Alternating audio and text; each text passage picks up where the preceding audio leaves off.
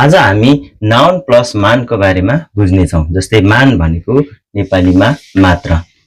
वाक्यमा व्यक्ति, समय, वस्तु, गणना जस्ता नामपदहरूसँग जोडेर निश्चित नामपदको छनौट गर्ने कुरालाई जोड दिने नामयोगी शब्द मात्र हो।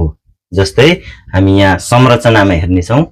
छोटो संरचना जस्तै उइजा प्लस मान, उइजा मान, कुर्सी मात्र है। जस्तै लाम मान, लाम प्लस मान, लाम मान, राम मात्र। जस्तै छेक प्लस मान, छेक मान, किताब मात्र। जस्तै यहाँ हामीले लेख्दा रामै लेखे पनि यसको उच्चारण चाहिँ लामा परिणत भएर लाम हुन्छ। जस्तै लाम प्लस मान, लाम मान। जस्तै हामी यहाँ उदाहरणमा हेर्न सक्छौँ। छिगोमन कफीमान जुस्यायो, अहिले चाहिँ कफी मात्र दिनुहोस्। जुन यहाँ मानले, यो विभक्ति मानले भूमिका खेलेको छ, जुन शब्दलाई, नामपदलाई जोडिदिने काम गरेको छ।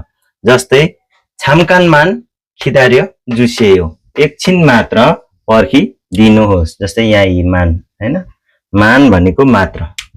त्यस्तै मोहनसी मान वायो, मोहनजी मात्र आउनु भयो, त्यही मान यहाँ पनि।